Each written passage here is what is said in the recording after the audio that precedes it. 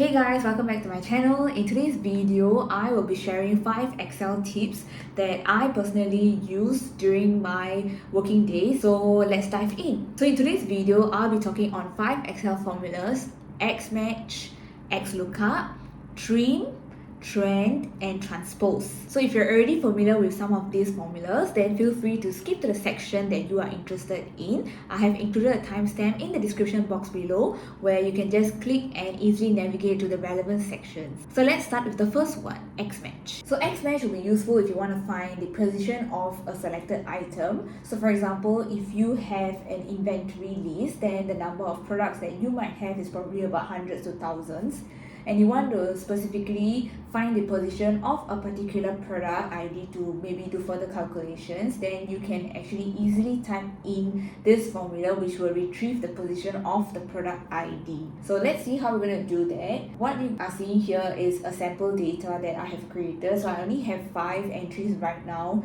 showing the product ID and the relevant details, but on the actual data set, of course, you're going to see hundreds and thousands lines filled in with the product details. So you just have to key in equals XMATCH bracket C789, assuming that we want to find the position of this product ID, and then you select the entire row A, and instantly you can see that the answer is 6, which is referring to the 6th row is where the product ID is.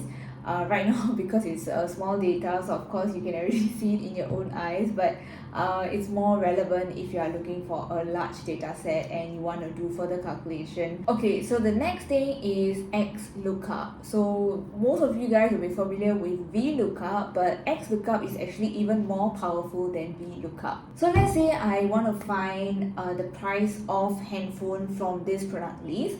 All I have to do is just type in this formula equals to XLOOKUP, type in handphone. So handphone is what we are looking for, and it is in the column B. So we're going to highlight those cells from B2 to B6, and I am looking for the price, which is in column D. So that's what I'll be including in the next argument, and then close this.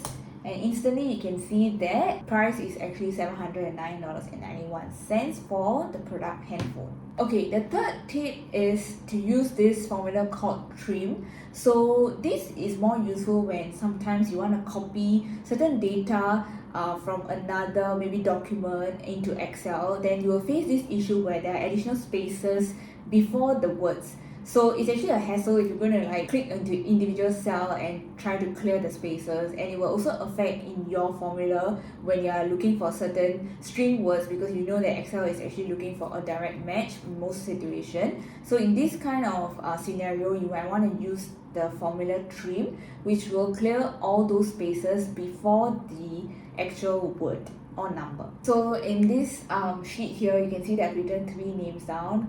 Clearly John and Jason have spaces before the word, and for Belle it looks like there is no space, but actually there is a space. So we just clean this data instantly by typing in equals trim and select A1, and then we're going to drag that down, and you can see that the spaces will be removed and the words have been trimmed already. The next tip is trend. This formula is something that I use almost every other day when I was working, because through this formula I'm actually doing a forecast to predict what's going to happen based on the historical data. Okay, so what I have here is a sales data which currently shows how much sales I have made in the past 5 months from January to May. And what I want to do is to predict how much sales am I going to make every single month from the month 6, which is June, all the way till the end of the year. So what I have to key in is just equals trend C2 to C6, which is referring to the sales made, because I want to do a trend on the sales made based on A2 to A6, which is the month of the historical data, and I am going to apply this trend on the month of 6, and then I got $525.50. Then I just have to drag this formula down till month 12 so that I will get forecast for the rest of the month. Lastly is transpose. This is super useful because it helps to actually switch columns to rows and rows to columns. For example, using the same sales data, right now we are viewing month on our column axis, and let's say for a certain reason it's actually easier for us to do an analysis if the month becomes the row, then all you have to do is just type in equals transpose, and then we're going to select the entire data, so which will be from A1 to E6, and you can see that instantly your whole data is actually transposed to a different view. So these are the 5 Excel tips. I hope this video would have helped you guys as well. If it did, then do like and subscribe to my channel, and leave a comment below if you found any other new Excel tips that you want to share as well.